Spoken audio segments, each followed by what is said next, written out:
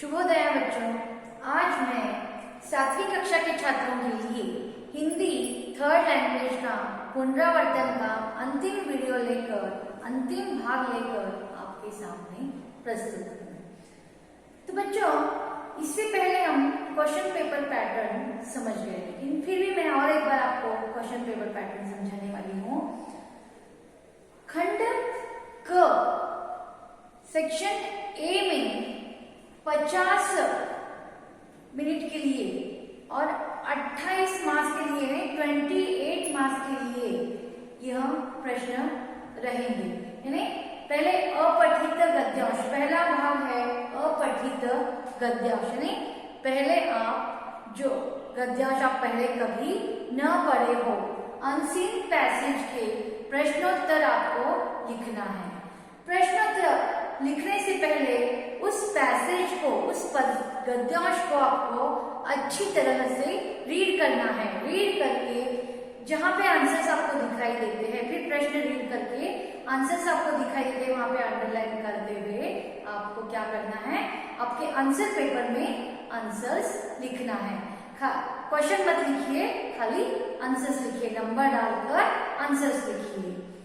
और दूसरा है पठित पद्यांश, यानी एक पढ़ा हुआ, पहले आप पढ़े हुए एक कविता आएगी, यानी पठित एक पद्य आएगा। उस पद्य को पढ़कर नीचे प्रश्नों के उत्तर, प्रश्न पढ़कर उस पद्यांश में से उत्तर ढूंढकर आपको उन प्रश्नों के उत्तर आपको लिखना है। समझ गए बच्चों? एक पठित गद्यांश रहेगा और दूसरा है पठित पद्यांश रहेगा। समझे? और नेक्स्ट है शब्दों के अर्थ। 1 से 6 लेसन हुए हैं बच्चों अब तक। तो उस 1 से 6 लेसन के मीनिंग्स, शब्दों के अर्थ लेसन के नीचे दिए गए हैं। तो 1 से 6 लेसन के पूरे शब्दों के अर्थ आप रीड कीजिए और आपके होमवर्क बुक में राइटिंग प्रैक्टिस भी कीजिए बच्चों। नेक्स्ट है विलोम शब्द, यानी एक दूसरे का विरुद्ध अर्थ प्रतीत करने वाले शब्द, उसे विलोम शब्द भी कहते हैं, उल्टे अर्थ वाले शब्द भी कहते हैं, या विरुद्ध अर्थ शब्द भी कहते हैं। तो ये विलोम शब्द आपको भाषा ज्ञान के लेसन के नीचे, जो भाषा ज्ञान है इसमें विलोम शब्द एक लेसन के नीचे विलोम शब्द है और एक लेसन के नीचे नहीं है, लेकिन पूरे विलोम शब्द आपको रीड करना है। 1 से 6 लेसन में किस किस लेसन में है ढूंढकर आपको विलोम शब्द रीड करना है और उसका अभ्यास भी करना है। नेक्स्ट है पर्यायवाची शब्द, जिसे आप समान अर्थक शब्द भी कहते हैं। 1 से 6 लेसन में जितने पर्यायवाची शब्द या समान अर्थक शब्द हैं, उतने सारे आपको अभ्यास भी करना है और होमवर्क बुक में आपको प्रैक्टिस करना है बच्चों। पर्यायवाची शब्द जैसे कि सूर्य, सूर्य का समान अर्थक शब्द सूरज भी होता है, रवि भी होता है, भास्कर भी होता है। तो हर एक शब्द के 2, 3, 4 ऐसे समान अर्थक शब्द होते हैं, तो उतने सारे आपको क्या करना है, रीड करना है। और नेक्स्ट है वचन। वचन हिंदी में 2 वचन है, एक वचन और बहुवचन। अगर वस्तु एक हो तो उसे हम एक वचन कहते हैं, अगर वस्तु एक से ज्यादा हो तो उसे बहुवचन कहते हैं। जैसे कि पुस्तक, पुस्तकें, गमला, गमले। अगर एक वचन दिया गया हो तो उसका क्या लिखना है, आपको बहुवचन लिखना है। अगर बहुवचन दिया गया हो तो उसका एक वचन लिखना है, वचन बदलकर लिखिए। नेक्स्ट है संयुक्त व्यंजन। संयुक्त व्यंजन का अभ्यास, यानी 2 अक्षरों के मेल से संयुक्त व्यंजन बनता है। जैसे कि स हलन जमा त, क्या बनना है बच्चों, स्त। तो ये क्या हुआ, संयुक्त व्यंजन। संयुक्त व्यंजन का एक एक शब्द लिखिए। तो इसका शब्द क्या लिखेंगे आप, अस्त, रास्ता, ऐसे शब्द आपको लिखना है। म, अगर मस जमा म बनता है तो उसका शब्द आप क्या लिखेंगे, सम्मान। त जमा त बनता है, तो उसका शब्द क्या लिखेंगे आप? पत्ता, पत्ता, गत्ता, ऐसे शब्द आपको लिखना है। संयुक्त व्यंजन के एक एक शब्द लिखिए। नेक्स्ट है बच्चों, है या है लिखकर वाक्य पूरे करो। है या है लिखकर, यानी अगर एक वचन है तो अगर सेंटेंस, आप पहले सेंटेंस आपको रीड करना है, सेंटेंस में अगर एक वचन के बारे में लिखा गया हो तो वहां पे खाली है लिखना है। अगर बहुवचन के बारे में दिया गया हो तो वहां पे है, वह वाक्य बहुवचन, उस वाक्य में बहुवचन शब्द हो तो वहां पे क्या लिखना है, वहां पे ऊपर क्या आता है? अनुस्वार आता है। नेक्स्ट है क्रिया। क्रिया पहचान कर लिखिए। वर्ब, वाक्य में से आपको क्या पहचानना है? वर्ब पहचानना है। तो वह वर्ब, उस वाक्य में क्रिया कौन सा है उसे रेखांकित करके आपको आंसर शीट में यह शब्द क्रिया है बोलकर लिखना है। अब नेक्स्ट है उचित विशेषण लिखिए। विशेषण आप सभी जानते हैं बच्चों, एडजेक्टिव्स। संज्ञा के स्थान पर, संज्ञा के बारे में अधिक जानकारी देने वाले शब्द विशेषण कहलाते हैं। संज्ञा के बारे में अधिक जानकारी देने वाले शब्द विशेषण कहलाते हैं। जैसे कि बादल, कैसे बादल? काले बादल। तो बादल यहाँ शब्द संज्ञा है, लेकिन काले यहाँ शब्द क्या है? विशेषण कहलाता है। रात, कैसी रात? सुहानी रात, सुहानी रात। नदियां, कैसी नदियां?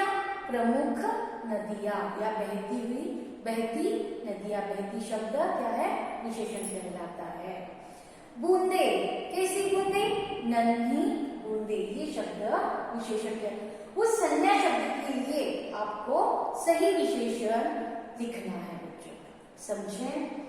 लिंग, हिंदी में दो लिंग है, पुल्लिंग और स्त्रीलिंग। अगर पुल्लिंग दिया गया हो तो उसका स्त्रीलिंग लिखना है, और स्त्रीलिंग दिया गया हो तो उस शब्द का पुल्लिंग शब्द आपको लिखना है। जैसे कि मोर, मोरनी, दादा, दादी, भाई, बहन, ऐसे आपको लिंग बदलकर लिखना है।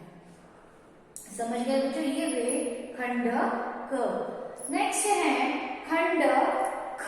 ख खंड में आपको राइटिंग वर्क ज्यादा दिया जाएगा, यानी लिखित। जैसे कि प्रश्नों के उत्तर एक एक वाक्य में लिखिए। प्रश्नों के उत्तर आप एक वाक्य में लिखिए। जैसे कि पहला प्रश्न क्या रहेगा? जैसे कि उदाहरण के लिए पहला प्रश्न, पीपल के पत्ते का क्या बनेगा?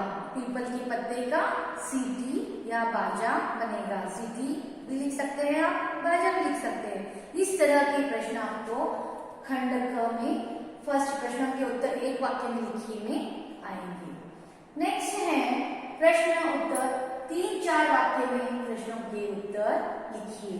इसके बारे में मैं पुनरावर्तन करवाने वाली हूँ। नेक्स्ट है अनुच्छेद लेखन। किसी एक वस्तु या विषय पर, किसी एक वस्तु या विषय पर, वहां पे 2 टॉपिक दिए जाएंगे, 2 विषय दिए जाएंगे। उनमें से आपको किस विषय के बारे में आप अधिक जानते हैं, अधिक जानकारी है, उसके बारे में समझकर उस वस्तु या विषय के बारे में आपको 7 से 8 वाक्य में 50 या 60 शब्दों में आपको अनुच्छेद लेखन लिखना है बच्चों। और नेक्स्ट है पत्र लेखन। पत्र लेखन, पहले आपको पत्र लेखन का टॉपिक रीड करना है, किसके बारे में है यह पत्र, देखकर आपको सही पता लिखकर उसके नीचे संबोधन, विषय क्या है और संदेश लिखकर फिर नीचे क्या लिखना है, पत्र को समाप्त करना है। इस तरह से लिखकर पते के नीचे डेट भी लिखना मत भूलिए। इस तरह आपको पत्र लेखन करना है। इससे पहले मैंने आपको वीडियो में पत्र लेखन का पैटर्न भेजा है, तो पत्र लेखन प्रैक्टिस कीजिए बच्चों आप घर में। नेक्स्ट है, अब हम प्रश्नों के उत्तर 3 वाक्य में कैसे लिखना, इसका हम अब अभ्यास करेंगे बच्चों। जैसे कि प्रश्नों के उत्तर 3-4 वाक्यों में लिखिए। पहला प्रश्न है, दादी और पोता बड़े किसान कैसे बने। ये मत समझिए कि मैम ने बोर्ड पर लिख के दिया है, यही प्रश्न आएंगे बोलकर, ये मत समझिए। पूरे 1 से 6 लेसन में जितने भी प्रश्न दिए गए हैं उतने सारे आपको रीड करना है और प्रैक्टिस भी करना है बच्चों। यहाँ पे मैंने उदाहरण के लिए 2-3 प्रश्न यहाँ पे लिखे हैं और यहाँ पे रीड करूंगी। दादी और पोता बड़े किसान कैसे बने। भिखारी से दबली पाकर दादी ने उसे संदूकची में रखा था। आप सभी जानते हैं, यह लेसन आपने भी घर में रीड किया होगा। भिखारी, दादी ने क्या किया, उस भिखारी से दबली पाकर उसे कहाँ रखा, संदूकची में रखा। और जैसे ही दादी और पोते ने संदूकची खोली तो उस संदूकची में क्या थे, भरे हुए थे सोने के सिक्कों से वह संदूकची भरी हुई थी। उन सोने के सिक्कों को ही बेचकर दादी और पोते ने क्या खरीदी, थोड़ी सी जमीन और अपने लिए मकान खरीदी। इस तरह से दादी और पोता क्या बने, बड़े किसान बन गए। तो यहाँ पे मैंने क्या लिखा है, भिखारी से दंडी पाकर दादी ने उसे संदूकची में रखा। जैसे ही संदूकची खोली गई तो वह सोने के सिक्कों से भरी हुई थी। उन्हीं सिक्कों को बेचकर दादी और पोता बड़े किसान बने। अनुपम क्यों उदास था। यह प्रश्न किस पाठ में से है, यह प्रश्न अनोखा उपहार इस पाठ में से है। ये पहले आपको समझना है किस पाठ में से है, तो ये समझना है, आपको सोचना है क्यों उदास था अनुपम। अनुपम के मित्र का जन्मदिन था, तो अनुपम को के मित्र उसे कीमती कीमती उपहार दे रहे थे। तो अनुपम भी यह सोचने लगा कि मैं भी अपने मित्र को क्या उपहार दूं, इसलिए वह क्या था, उदास था। अनुपम अपने मित्र को अच्छा उपहार देना चाहता था। अनुपम अपने मित्र को अच्छा उपहार देना चाहता था, लेकिन वह उसे समझ में नहीं आ रहा था कि वह अपने मित्र को क्या उपहार दे, इसलिए वह उदास था। चिड़िया को मोर क्यों अच्छा नहीं लगा। यह प्रश्न जो है चिड़िया और मोर इस पाठ में से है। मोर भारी था, दूर तक उड़ नहीं सकता था। मोर के भार से चिड़िया का घोंसला झुका जा रहा था, इसलिए चिड़िया को भी क्या हो रहा था बच्चों, गुस्सा आ रहा था। कहीं उसे लग रहा था कहीं उसके अंडे नीचे गिर जाए, उसका घोंसला नीचे न गिर जाए। फिर उसे मोर की आवाज अच्छी नहीं लगी, इसीलिए चिड़िया को मोर अच्छा नहीं लगा। मोर भारी था, दूर तक उड़ नहीं सकता था। मोर के भार से चिड़िया का घोंसला झुका जा रहा था, उसे मोर की आवाज भी अच्छी नहीं लगी, इसलिए चिड़िया को मोर अच्छा नहीं लगा। इस तरह आपको 3-4 वाक्यों में प्रश्नों के उत्तर आपको लिखना है बच्चों। अब मैं पूरे लेसन के 1 से 6 लेसन के प्रश्नों के उत्तर आपको यहाँ पर रीड करके दिखाऊंगी। आप भी अपना क्लास वर्क खोलकर रखिए और ध्यान दीजिए। पहले हम मौखिक प्रश्नों के उत्तर, दूसरे लेसन के दान भावना, इस लेसन के प्रश्नों के उत्तर हम रीड करेंगे बच्चों। ध्यान दीजिए। लेसन नंबर 2, दान भावना। दादी ने साहूकार से क्या कहा। दादी ने साहूकार से क्या कहा।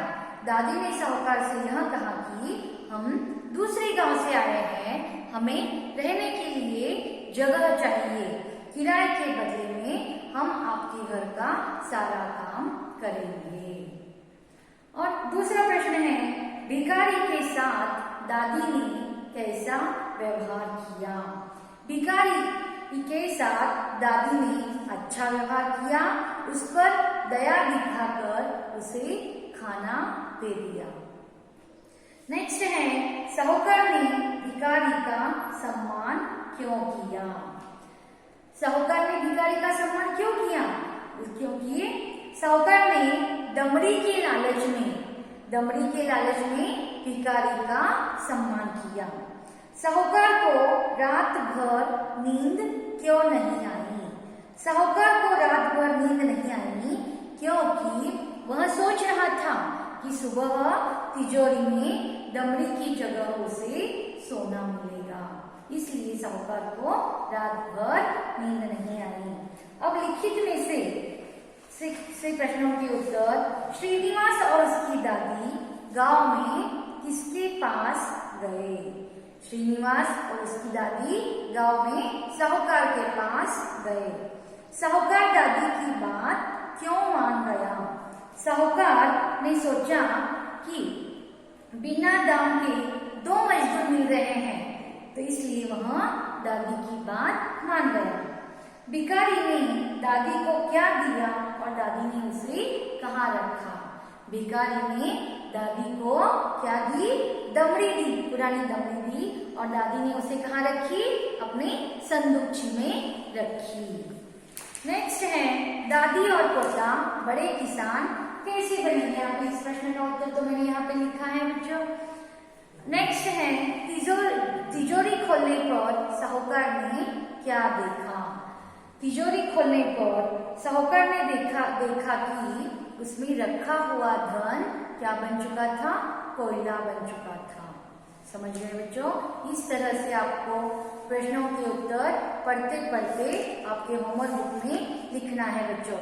अब अनोखा उपहार इस पाठ के प्रश्नोत्तर हम रीड करने जा रहे हैं। तो मौखिक में से पहला प्रश्न है, पौधा देने की बात से अनुपम क्यों खुश हुआ? अनुपम अपने मित्र को एक अच्छा उपहार देना चाहता था। जब माँ ने पौधा देने की बात कही तो उसे यह अनोखा उपहार लगा, इसलिए वह खुश हुआ। और दूसरा प्रश्न है, गमला सुंदर कैसे बना? गमले पर माँ ने सुंदर फूल पत्ते बनाए और उसमें रंग भर दिया, इसलिए से गमला अधिक सुंदर दिखने लगा। तीसरा है, गमले में कौन से पौधे लगाए गए? गमले में चमेली के पौधे लगाए गए। नेक्स्ट है, अनुपम क्यों उदास था? क्यों उदास था? अनुपम अपने मित्र राघव को कुछ उपहार देना चाहता था, लेकिन उसकी समझ में नहीं आ रहा था कि वह क्या दे। अपने मित्र को उपहार क्या दे, इसलिए वह क्या था? उदास था। माँ ने उसे क्या सलाह दी? माँ ने उसे यह सलाह दी कि चमेली के पौधे गमले में लगाकर वह अपने मित्र को उपहार के रूप में दे दे। माँ ने अनुपम की क्या मदद की? माँ ने अनुपम की क्या मदद की? माँ ने एक नया गमला लिया, उस पर फूल पत्ते बनाए और गमले में चमेली के 2 पौधे लगाकर उसमें थोड़ा सा पानी भी डाला। इस तरह माँ ने अनुपम की मदद की। और चौथा प्रश्न है, राघव को अनुपम का उपहार कैसा लगा? राघव को अनुपम का उपहार बहुत अच्छा लगा, प्यारा लगा। वह बोला, ऐसा अनोखा उपहार तो उसे पहले किसी ने भी नहीं दिया। समझ गए बच्चों? इस तरह आपको प्रश्नों के उत्तर रीड करना है और लिखना है। तो आगे के 2-3 लेसन के और 3 लेसन बाकी है, उन 3 लेसन के प्रश्नों के उत्तर हम नेक्स्ट वीडियो में देखेंगे।